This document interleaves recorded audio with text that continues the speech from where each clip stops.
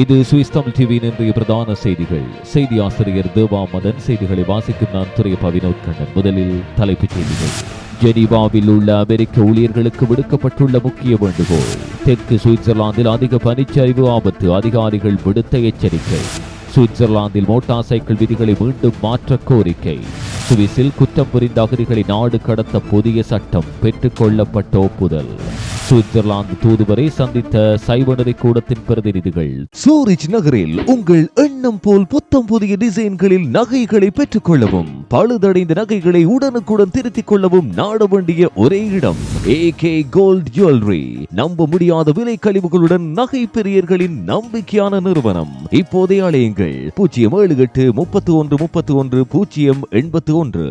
உங்கள் வரி படிவங்களை துல்லியமாகவும் நம்பகமாகவும் நிரப்பி சிறந்த வரி தீர்வுகளை பெற்றுக் 10 ஆண்டுகளுக்கு மேலான அனுபவம் கொண்ட PR அக்கவுண்டிங் அண்ட் கண்ட்ரோலிங் நிறுவனத்தை நாடுங்கள். PR அக்கவுண்டிங் அண்ட் கண்ட்ரோலிங் உங்கள் நம்பிக்கையின் நிலையான பங்காளி. தொடர்பான விரிவான செய்திகள். மார்ச் 12, 2025 புதன்கிழமை மாலை ஆர்கவ் கண்டோனில் உள்ள புரூக்கில் ஒரு உடைப்பு சம்பவம் ஏற்படுத்தப்பட்டது. இதை அவதானித்து பக்கத்து வீட்டுக்காரர் உடனடியாக காவல்துறைக்கு அறிவித்ததன் விளைவாக திருடன் கையுமையுமாக பிடிபட்டுள்ளார். குறித்த சம்பவம் பற்றி மேலும் தெரிய வருவதாவது, இரவு 8:35 அளவில் ஒரு பெண் காவல்துறை அவசர எண்ணிற்கு அழைத்தார். பக்கத்து வீட்டில் மின் விளக்கு எரிவதை அவள் கவனித்தாள். வீட்டில் யாரும் இல்லை என தெரிந்ததால் திருடன் உள்ளே புகுந்து விட்டதாக சந்தேகம் எழுந்துள்ளது. போலீசார் உடனடியாக சம்பவ இடத்துக்கு விரைந்த போது அடையாளம் தெரியாத நபர் ஒருவர் வீட்டை விட்டு தப்பியோடி பக்கத்து தோட்டங்களில் இருளில் மறைந்தார். போலீசார் பெரிய அளவிலான வேட்டையை தொடங்கினர். மேலும் சிறப்பு பயிற்சி பெற்ற போலீஸ் நாயையும் பயன்படுத்தினர். சுமார் 2 மணி நேரம் கழித்து நாய் சந்தேக நபரை கண்டுபிடிக்க முடிந்தது. போலீசார் தன்னை கண்டுபிடித்ததை உணர்ந்த திருடன் மீண்டும் தப்பிக்க முயன்றான். ஆனால் இந்த முறை அவர் நேராக ஒரு போலீஸ் அதிகாரியின் கைகளில் ஓடி கைது செய்யப்பட்டார். சந்தேக நபர் சுவிட்சர்லாந்தில் நிரந்தர வதிவிடமில்லாத 43 வயதான ரொமானியர் ஆவார். அவரிடமிருந்த பணகைகள் மற்றும் பிற விலை உயர்ந்த பொருட்களை போலீசார் மீட்டனர். மேலதிக விசாரணைக்கு அவர் போலீஸ் காவலில் வைக்கப்பட்டுள்ளார். கடந்த 2024 ஆண்டில் சுவிஸில் 250 பேர் வீதி விபத்துகளில் உயிரிழந்துள்ளதாக சுவிஸ் மத்திய சாலை அதிகார சபை தெரிவித்துள்ளது. இது 2015 ஆண்டின் 253 உயிரிழப்புகளுக்கு பின்னர் பதிவான மிக உயர்ந்த எண்ணிக்கையாகும். 2023 ஆண்டோடு ஒப்பிடும்போது 2024 14 அதிகமான உயிரிழப்புகள் ஏற்பட்டன. இந்நிலையில் 2023 ஆண்டோடு ஒப்பிடுகையில் 2024 கடுமையான காயங்களுக்கு இலக்கானவர்கள் எண்ணிக்கை குறைந்துள்ளது. கடந்த ஆண்டில் வீதி விபத்துகளினால் படுகாயமடைந்தவர்களின் மொத்த எண்ணிக்கை 3792 என தெரிவிக்கப்படுகிறது. இதில் 81 பேர் காரில் பயணித்தவர்கள், 47 பேர் மோட்டார் சைக்கிள் ஓட்டிகள், 16 பேர் மின்சார மிதிவண்டி செலுத்தியவர்கள், 20 பேர் சைக்கிள் ஓட்டிகள், 48 பேர் நடை பயணிகள் என அதிகாரிகள் தெரிவித்துள்ளனர். வீதி பாதுகாப்பை மேம்படுத்த தேவையான நடவடிக்கைகள் குறித்து இனி தீவிரமான கவனம் செலுத்த வேண்டிய நேரம் இது என அதிகாரிகள் குறிப்பிட்டனர். குற்றச்சாட்டுகளோடு தொடர்புடைய அகதிகளின் நடமாட்டத்தை கட்டுப்படுத்தும் மற்றும் குற்றவாளிகளை நாடு கடத்தும் புதிய கடுமையான சட்டங்களை அமல்படுத்த சுவிஸ் அரசாங்கம் தீர்மானித்துள்ளது. அகதிகள் மற்றும் குடியுரிமை அனுமதி பெற்றவர்கள் குற்ற செயல்களில் ஈடுபட்டால் அவர்களை தானாகவே நாடு கடத்த வேண்டும் என்ற சட்ட முன்மொழிவிற்கு 30க்கு 10 வாக்குகள் என்ற அடிப்படையில் செனட் ஒப்புதல் அளித்துள்ளது. அகதிகள் மீது குற்ற விசாரணை தொடங்கும் நேரத்திலேயே அவர்களின் நடமாட்டத்துக்கு கட்டுப்பாடு விதிக்க வேண்டும் என்ற சட்ட முன்மொழிவும் 28க்கு 11 என்ற வாக்குகளினால் நிறைவேற்றப்பட்டுள்ளது. எனினும் எல்லையில் முறையாக சோதனை மேற்கொள்வதை கட்டாயமாக்கும் திட்டம் 20க்கு 17 வாக்குகள் வித்தியாசத்தில் நிராகரிக்கப்பட்டுள்ளது. சுவிஸ் மத்திய புள்ளி விவர அலுவலகம் வெளியிட்ட அறிக்கையின் பிரகாரம் கடந்த 2 ஆண்டுகளில் சுவிஸ் மக்களின் வெளிநாட்டவர்களை குறித்த பார்வை மோசமடைந்துள்ளமை குறிப்பிடத்தக்கது. சுவிட்சர்லாந்தின் இலங்கைக்கான தூதுவர் சிரிவால்ட், குடிவரவு சிறப்பு அதிகாரி தோரிஸ் மெனோர், மனித பாதுகாப்பு அதிகாரி யஸ்ரீன் பொய்லாட் ஆகியோரை சைவநெறி கூடத்தின் இணைப்பாளர் சிவருசி தர்மலிங்கம் சசிகுமார், சைவநெறி கூடத்தின் இளையோர் மன்றத்தின் மதி உரைஞரும் சட்ட வல்லுநருமான லாவண்யா லக்ஷ்மணன் மற்றும் இலங்கையில் அமையவுள்ள பல்சமய இல்லத்தின் சார்பாளர்கள் ஆகியோர் நேரில் சந்தித்து கலந்துரையாடியுள்ளனர். இந்த சந்திப்பில் பௌத்த தேரர் புத்தியாகம சந்திர ரத்தின, அருட்தந்தை வர்ணகுல சூரிய மானுவல் பியூஸ் கெனடி, திருநிறை முகமது சலி அப்துல் முஜீப் மற்றும் சிவத்திரு வெங்கட்ராமன் சுந்தரராமன் குருக்கள் ஆகியோர் கலந்து கொண்டனர். இதன்போது சைவநெறி கூடம் இலங்கை முன்னெடுத்து வரும் பணிகளும் இலங்கைக்கான பல்சமய இல்லத்தின் செயற்பாடுகளும் விளக்கப்பட்டன. 2016 ஆண்டு முதல் புத்தளத்தில் செயற்படும் பல்சமய இல்லத்தின் மாதிரி கொண்டு ஒருமித்த முயற்சிகள் மேற்கொள்ளப்படுகின்றன. கடந்த 11/3/2025 அன்று புத்தளம் மாவட்ட அரசு அதிபர் ஹேரத் இந்த திட்டத்திற்கென 2 ஏக்கர் நிலம் ஒதுக்கினார். இந்த இடத்தில் ஒல்லாந்தர் காலத்தின் நினைவகம் உள்ளமை குறிப்பிடத்தக்கது. இந்த பல்சமய இல்லம் தமிழர்களுக்கு தீர்வாக அமையும் என நாங்கள் நம்புகிறோம் விரும்பவில்லை. ஆனால் 4 சமயத்தவர்களும் மூவினத்தவர்களும் ஒருவரை ஒருவர் மதித்து புரிந்து கொள்ளக்கூடிய மேடையாக இது அமையும் என நம்புவதாக சிவருசி சசிகுமார் கருத்து வெளியிட்டார்.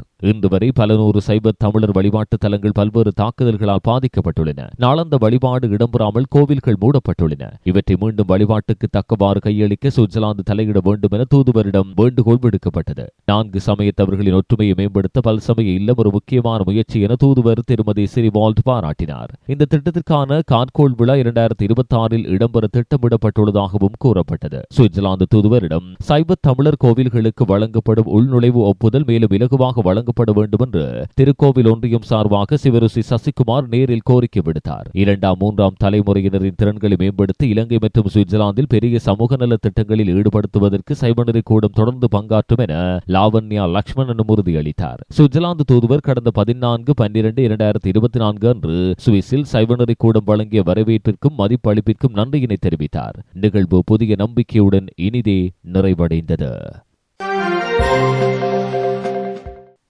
சுவிட்சர்லாந்தில் 18 வயதுக்கு கீழ் உள்ளவர்கள் 125 சிசி மோட்டார் சைக்கிள்களை ஓட்ட அனுமதி இல்லை எனும் விதி 5 ஆண்டுகளுக்கு முன் மாற்றப்பட்டது. தற்போது மீண்டும் அந்த விதியை கொண்டுவர வேண்டும் என சாலை பாதுகாப்பு பிரசார அமைப்புகள் கோருகின்றன. சுவிட்சர்லாந்தில் தற்போது 16 வயதுடையவர்களும் 125 சிசி மோட்டார் சைக்கிள்களை ஓட்ட அனுமதி உள்ளது. ஆனால் விபத்துகளில் சிக்கும் இளம் வயதினர் எண்ணிக்கை தொடர்ந்து அதிகரிக்கிறது. ஆகவே 18 வயதுக்கு கீழ் உள்ளவர்கள் 125 சிசி மோட்டார் சைக்கிள்களை ஓட்ட அனுமதி இல்லை எனும் விதியை மீண்டும் கொண்டுவர வேண்டும் என சாலை பாதுகாப்பு பிரசார அமைப்புகள் கோரி வருகின்றன. ஆனால் தற்போது 125 சிசி மோட்டார் சைக்கிள்களை ஓட்டுவோர் எண்ணிக்கை அதிகரித்துள்ளதே விபத்தில் சிக்குவோர் எண்ணிக்கை அதிகமாக தெரிவதற்கு காரணம் என்று மோட்டார் சைக்கிள் இறக்குமதி கூட்டமைப்பைச் சேர்ந்தவர்கள் கூறுகின்றனர். ஆக மோட்டார் சைக்கிள் ஓட்ட விரும்புவோருக்கு நல்ல பயிற்சி வேண்டும். அபாயங்கள் குறித்து 16 வயதுடையவர்களுக்கு கற்றுக் கொடுத்தாலே போதும் என்று வாகனம் ஓட்ட கற்றுக் கொடுக்கும் பயிற்சியாளர்கள் தெரிவிக்கின்றனர். சிறிய விளம்பர இடைவெளியின் பின்னர் செய்திகள் தொடரும். சிவா ஷிப் கார்கோ 16 வருடங்களுக்கு முன்பே தமிழர்களுக்கான ஒரு கப்பல் பொது சேவையை சுவிட்சர்லாந்தில் முதலில் ஆரம்பித்து இன்று 21,000 வாடிக்கையாளர்களை தன்னகத்தை கொண்ட பாதுகாப்பும் நம்பிக்கையும் முதன்மையானதுமான ஒரே ஒரு தமிழர் நிறுவனமான சிவா கப்பல் பொது சேவையில் நீங்களும் இணைந்து கொள்ளுங்கள். சுவிட்சர்லாந்தின் பிரதான செய்திகள் முதல் பிராந்திய செய்திகள் வரை உடனுக்குடன் வழங்கும் ஒரே ஒரு தமிழ் இணையதளம் SwissTamil24.com. சுவிட்சர்லாந்தின் அரசியல், சட்டம், கல்வி முறை போன்ற தகவல்களோடு எம்முவரின் படைப்புகள், நிகழ்வுகள் மற்றும் கலை கலாச்சார விடயங்களையும் அறிந்து கொள்ள இப்பொழுதே பார்வையிடுங்கள் www.SwissTamil24.com. பனி மற்றும் பனிச்சரிவு ஆராய்ச்சி நிறுவனம் தெற்கு சுவிட்சர்லாந்தின் சில பகுதிகளுக்கு கடுமையான பனிச்சரிவு எச்சரிக்கையை வெளியிட்டுள்ளது. வெள்ளிக்கிழமை கீழ் மேகியா பள்ளத்தாக்குகள், ரிவைரா, கீழ் லெவன்டினா மற்றும் பிளெனியோ பள்ளத்தாக்கு ஆகியவற்றுக்கு பனிச்சரிவு ஆபத்து நிலை 5இல் 4ஆக உயர்த்தப்பட்டது. இந்த பகுதிகளில் பனிச்சரிவு ஏற்படும் அபாயம் அதிகமாக இருப்பதை இது குறிக்கிறது. மற்ற பகுதிகளில் ஆபத்து நிலை 3இல் உள்ளது. இது இன்னும் கணிசமாக கருதப்படுகிறது. பழைய பனிச்சரிவு ஆபத்து அதிகரித்திருப்பதற்கு கனமான பனிப்பொழிவு மற்றும் பலத்த காற்று காரணமாக இது பழைய பனிமூட்டையின் மேல் நிலையற்ற நிலைமைகளை உருவாக்கியுள்ளது. பலவிதமான தளத்தில் புதிய பனி குவிந்தால் அது எளிதில் தளர்ந்து பனிச்சரிவுகளை தூண்டும். பனிச்சறுக்கு வீரர் கூட ஆபத்தான பகுதிகளில் பனிச்சரிவை தூண்டக்கூடும் என்று நிபுணர்கள் எச்சரிக்கின்றனர். கூடுதலாக தன்னிச்சையான பனிச்சரிவுகள் மனித ஈடுபாடு இல்லாமல் நிகழும் பனிச்சரிவுகளும் சாத்தியமாகும். இதன் காரணமாக தற்போது நிலைமைகள் மிகவும் ஆபத்தானவை என்பதால் குறிக்கப்பட்ட மற்றும் பாதுகாக்கப்பட்ட சரிவுகளுக்கு வெளியே பனிச்சறுக்கு அல்லது பனிச்சறுக்கு எதிராக பனிச்சரிவு ஆராய்ச்சி நிறுவனம் கடுமையாக அறிவுறுத்துகிறது. கடந்த சில நாட்களாக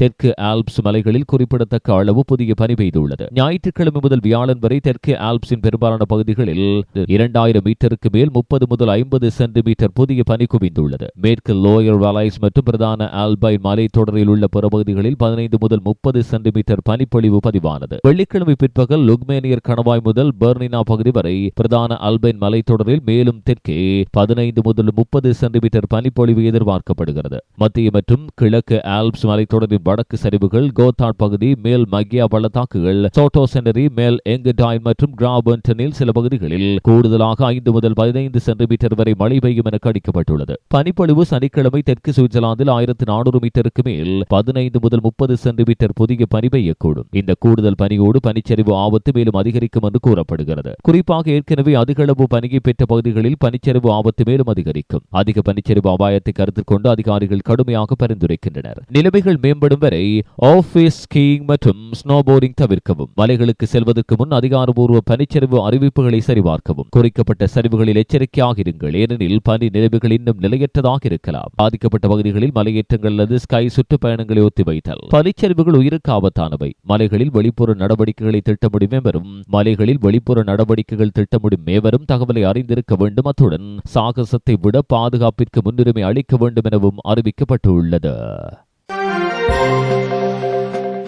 ஜனாதிபதி டொனால்ட் டிரம்பின் கீழ் உள்ள அமெரிக்க அரசாங்கம் ஜெனீவாவை தளமாக கொண்ட பல சர்வதேச அமைப்புகளிலிருந்து ஏற்கனவே விலகியுள்ளது. இப்போது இந்த நிறுவனங்களில் அமெரிக்காவின் ஈடுபாட்டை மறுபரிசீலனை செய்ய ட்ரம்ப் மேலும் நடவடிக்கைகள் எடுத்து வருகிறார். இந்த முயற்சியின் ஒரு பகுதியாக ஜெனீவாவின் சர்வதேச அமைப்புகளில் பணிபுரியும் அமெரிக்க ஊழியர்கள் 30க்கும் மேற்பட்ட கேள்விகளை கொண்ட விரிவான கேள்வித்தாளை நிரப்புமாறு கேட்டுக் கொள்ளப்படுகின்றனர். இந்த கேள்வித்தாளின் நோக்கம் இந்த அமைப்புகள் அமெரிக்க மதிப்புகள் மற்றும் நலன்களோடு ஒத்துப்போகிறதா என்பதை மதிப்பிடுவதாக தெரிகிறது. கேள்வித்தாளில் பின்வரும் கேள்விகள் இருக்கின்றன. கம்யூனிசம், சோசலிசம், சர்வாதிகாரம் அல்லது அமெரிக்க எதிர்ப்பு நம்பிக்கைகளை ஆதரிக்கும் வேறு எந்த நிறுவனத்துடனும் உங்கள் அமைப்பு செயற்படவில்லை என்பதை உறுதிப்படுத்த முடியுமா? உங்கள் அமைப்பு அமெரிக்காவை தளமாக கொண்ட தொழில்கள், பணியாளர்கள் மற்றும் பல்வேறு பொருளாதார துறைகளுக்கு அளவிடக்கூடிய நன்மைகளை உருவாக்குகிறதா? இந்த கேள்விகள் டிரம்பின் நிர்வாகம் அமெரிக்க மதிப்புகளுக்கு அச்சுறுத்தலாக கருதும் சித்தாந்தங்களை சர்வதேச அமைப்புகள் ஆதரிக்கின்றனவா என்பதை அமெரிக்க அரசாங்கம் ஆராய்ந்து வருவதை குறிக்கின்றன. கூடுதலாக இந்த அமைப்புகள் அமெரிக்க பொருளாதாரத்திற்கு நேரடி நன்மைகளை வழங்குகின்றனவா என்பதை அமெரிக்கா தீர்மானிக்க விரும்புவதாக தெரிகிறது.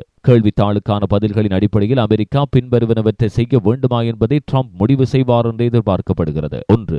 இந்த அமைப்புகளுக்கு நிதி அளிப்பதையும் ஆதரிப்பதையும் தொடரும். 2. கடந்த காலத்தில் செய்தது போல் கூடுதல் நிறுவனங்களிலிருந்து விலகுதல். இந்த நடவடிக்கை ஜெனீவாவில் உள்ள ராஜதந்திரிகள் மற்றும் சர்வதேச அமைப்புகளிடையே கவலைகளை எழுப்பியுள்ளது. ஏனென்றால் இது உலகளாவிய நிறுவனங்களிலிருந்து அமெரிக்கா மேலும் விலகுவதை குறைக்கலாம். அமெரிக்கா மேலும் பல நிறுவனங்களிலிருந்து விலக முடிவு செய்தால் அது இந்த நிறுவனங்களுக்கு நிதி மற்றும் செயற்பாட்டு விளைவுகளை ஏற்படுத்தக்கூடும். ஏனெனில் அமெரிக்கா பெரும்பாலும் அவற்றின் முக்கிய பங்களிப்பாளர்களில் ஒன்று. நிலைமை நிச்சயமற்றதாகவே இருக்கிறது. ஆனால் டிரம்பின் அணுகுமுறை சர்வதேச அமைப்புகளுடனான அதன் ஈடுபாட்டில் அமெரிக்கா அதிக தேசியவாத நிலைப்பாட்டை எடுத்து வருவதாகவும் உலகளாவிய ஒத்துழைப்பை விட அமெரிக்க நலன்களுக்கு முன்னுரிமை அளிப்பதாகவும் எடுத்து காட்டுகிறது. இதுவரை நீங்கள் கேட்டது சுவிஸ் தமிழ் டிவியின் இன்றைய பிரதான செய்திகள். அத்துடன் இதுபோன்ற சுவிட்சர்லாந்தின் பிரதான மற்றும் பிராந்திய செய்திகளை உடனுக்குடன் அறிந்து கொள்ள சுவிஸ் தமிழ் டிவி யூடியூப் சேனலை பார்வையிடுங்கள். அத்தோடு சப்ஸ்கிரைப் செய்யாதவர்கள் இப்போதே சப்ஸ்கிரைப் செய்யுங்கள்.